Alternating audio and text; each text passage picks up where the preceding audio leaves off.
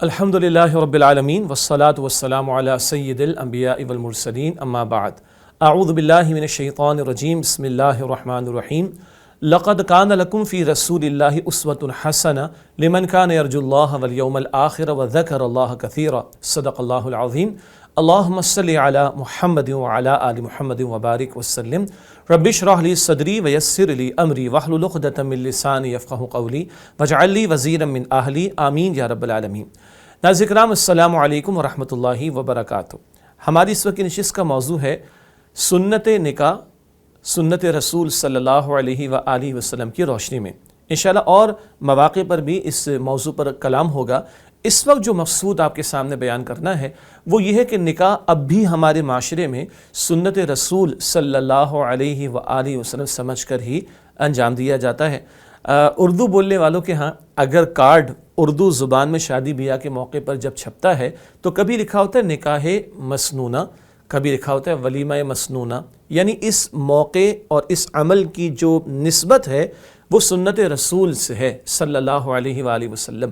البتہ یہ بات قابل توجہ اور قابل غور ہے کہ ہم یہ بھی تو جاننے کی کوشش کریں کہ سنت رسول صلی اللہ علیہ وسلم میں نکاح کی سنت کے حوالے سے رہنمائی کیا ملتی ہے۔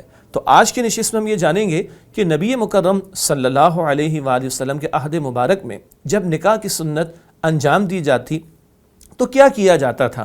ہم تو بہت کچھ کر رہے ہیں، ایک لسٹ میں ابھی آپ کے سامنے رکھتا ہوں اور پھر کسی اور نشست میں تفصیل سے بات کریں گے۔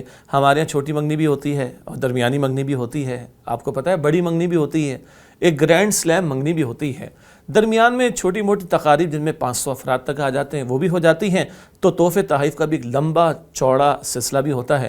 کبھی اپٹن کی محافل، کبھی مہندی کے نام پر، کبھی مایوں کے نام پر، کبھی ڈانڈیوں کے نام پر، کبھی میوزیکل نائٹ کے نام پر، کبھی آنے جانے کے نام پر، کبھی تحائف کے نام پر، کبھی جہیز کے نام پر۔ ایک تومار ہے اور ایک طوفان ہے جو برپا ہے۔ یقیناً درد دل رکھنے والے لوگ جو دین کا درد بھی رکھتے ہیں اور امت کا درد بھی رکھتے ہیں اور معاشرے کے افراد کے مصائب اور مسائل کے حوالے سے فکر مند بھی ہیں، وہ اس بات سے اتفاق کریں گے بھائی یہ لسٹ تو ہے جو ہمارے یہاں جاری و ساری ہے مگر یہ کرنے والا کام نہیں ہے۔ تو آئیے یہ معلوم کریں کہ کرنے کا کام ہے کیا۔ کسی اور نشست میں نہ کرنے والے کاموں پر بھی کلام کر لیں گے اور دین اس پیراڈائم میں، اس تناظر میں کیا رہنمائی دیتا ہے اس پر بھی کلام کر لیں گے، اور اس کی جو تباہ کن نتائج ہم اپنی نگاہوں کے سامنے دیکھ رہے ہیں اس پر بھی آئندہ بات کر لیں گے۔ لیکن آج چلتے ہیں سورہ احزاب کی آیت نمبر 21 کی طرف، جہاں اللہ رب العالمین نے رسالت مآب صلی اللہ علیہ وآلہ وسلم کے تعلق سے فرمایا لقد کان لکم فی رسول اللہ اسوۃ حسنہ، یقیناً تمہارے لیے رسول اللہ صلی اللہ علیہ وآلہ وسلم کی زندگی میں بہترین نمونہ موجود ہے۔ یقیناً سورہ احزاب کا نزول غزوہ خندق، غزوہ احزاب، بیٹل آف ٹرنچز کے تناظر میں ہوا ہے، اور اس تناظر میں بھی جب خندقیں کھودی جا رہی ہیں، رسالت مآب علیہ السلام خود کو دال چلا رہے ہیں اور آپ کے پیٹ پر پتھر بندھے ہوئے ہیں، وہاں بھی اسوہ جامع ترین اسوہ ہے۔ اس وقت اس تناظر میں بات کرنے کا موقع تو نہیں، البتہ یہ اسوہ جامع ترین ہے پوری زندگی کے لیے۔ تو آئیے معلوم کریں اور 14 صدیوں پہلے چل کر دیکھیں کہ سنت نکاح سنت رسول صلی اللہ علیہ وسلم میں کیسی دکھائی دیتی ہے۔ آپ اور ہم جانتے ہیں کہ نبی مکرم صلی اللہ علیہ وسلم جب کبھی مسلمان کہیں جمع ہو جاتے، جمعے کا موقع، عیدین کا موقع، خوشی کا موقع، غمی کا موقع، کوئی مشکل آ گئی، حضور خطبہ عطا فرماتے صلی اللہ علیہ وسلم۔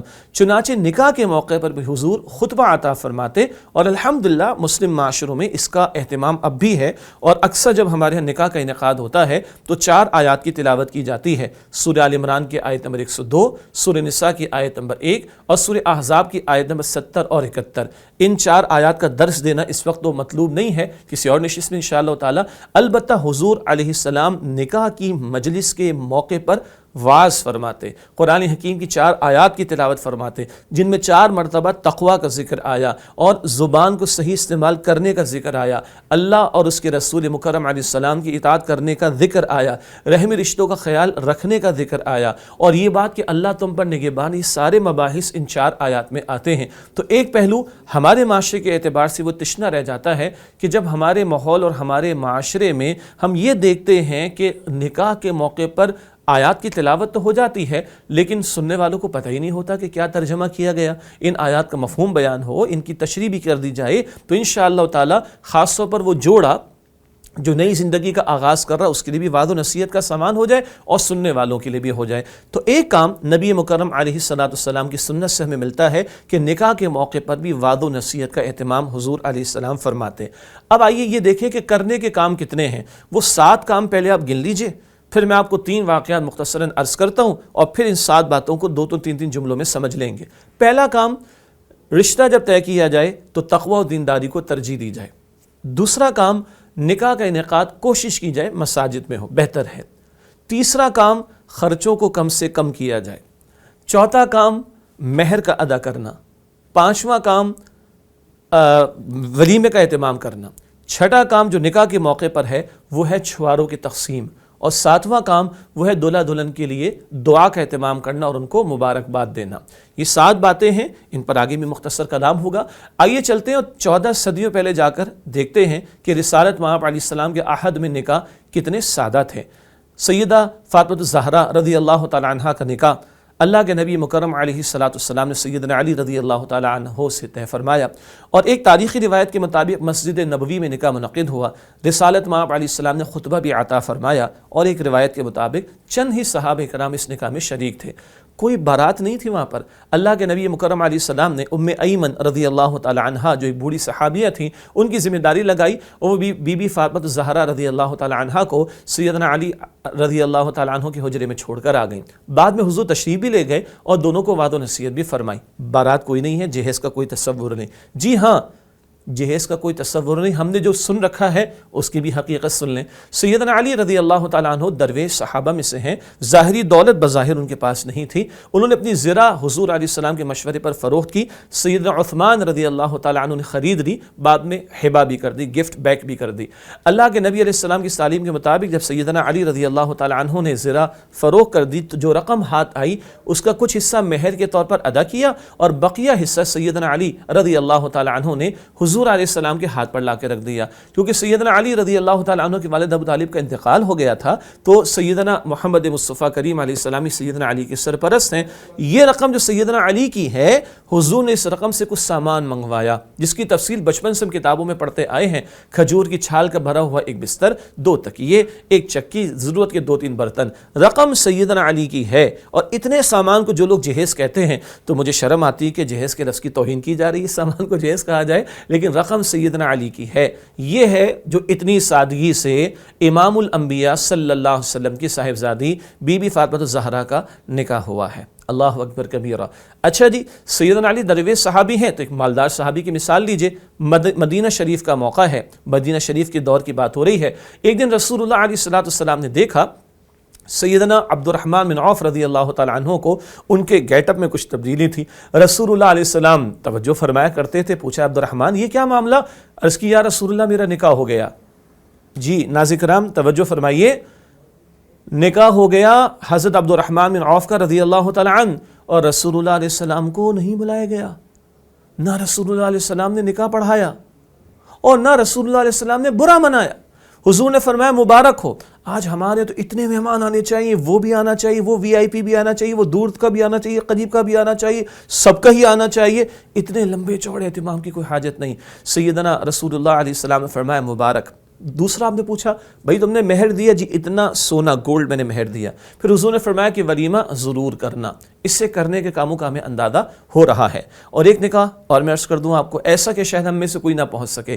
غزوہ خیبر ہوا سن 7 ہجری میں، نبی پاک علیہ السلام کی مدینہ شریف کی طرف واپسی ہو رہی ہے، اور امت کی ماں بی بی صفیہ رضی اللہ تعالی عنہا سے اس سفر کے دوران میں نکاح ہو رہا ہے رسول اللہ علیہ السلام کا۔ جی نکاح بھی ہو رہا ہے اور ولیمہ بھی ہو گیا، اور اس کی روایت بخاری شریف میں آتی ہے، چادر بچھائی گئی، کھجور ستو جو کچھ صحابہ کرام کے پاس سفر کے دوران میں موجود ہے وہ پیش کر دیا گیا، اور امام الانبیاء صلی اللہ علیہ وسلم کا ولیمہ منعقد ہو گیا۔ ہے نا کتنا آسان عمل؟ یہ آسان کیوں ہے کسی اور موقع پر تفصیل سے بات کروں گا۔ اس وقت ایک جملہ کہ وہاں بہت بڑا مشن دین کی دعوت اور دین کے قیام کی جد و جہد کا تھا، تو یہ کام بڑے آسانی سے ہو رہے تھے۔ اب آئیے وہ 7 باتیں ان کو گن لیجئے اور 2-3 جملے سن لیجئے۔ کرنے کے کام نمبر 1 بخاری شریف کی حدیث ہے، رشتہ طے کیا جاتا ہے خوبصورتی کو دیکھ کر، خاندان کو دیکھ کر، مال کو دیکھ کر، تقوی اور دینداری کو دیکھ کر۔ حضور علیہ السلام نے فرمایا تم تقوی کو دینداری کو ترجیح دیا کرو، اس لیے کہ قرآن بھی کہتا ہے سورہ حجرات کی آیت نمبر 10 میں ان اکرمکم عند اللہ اتقاکم۔ سورہ حجرات آیت نمبر 13 میں قرآن کہتا ہے ان اکرمکم عند اللہ اتقاکم، بے شک اللہ کی نگاہوں میں تم میں سب سے بڑھ کر عزت والا وہ ہے جو سب سے بڑھ کر اللہ کا تقوی اختیار کرے۔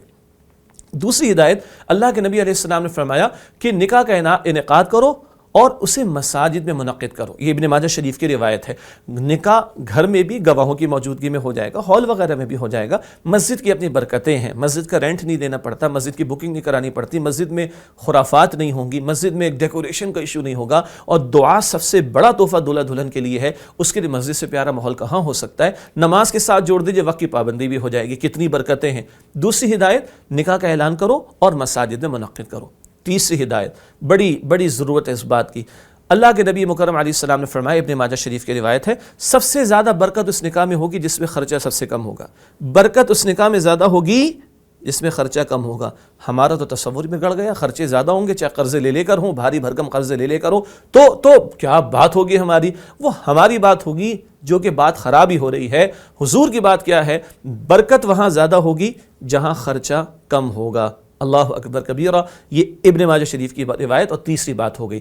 چوتھی بات، پہلا باقاعدہ خرچہ، بھائی کپڑے وہ بھی پہنتا ہے جس کی ابھی شادی نہیں ہونی، گھر اس کا بھی ہوتا ہے جس کی ابھی شادی نہیں ہونی، ہاں، اور وہ گیزر اس کے گھر میں بھی استعمال ہو رہا تھا جس کی شادی شاید ہو بھی چکی تو اس کی اہلیہ کا بھی انتقال ہو گیا۔ یہ خرچے پوری زندگی بھر کے معاملات ہیں۔ نکاح کے موقع پر پہلا باقاعدہ خرچہ۔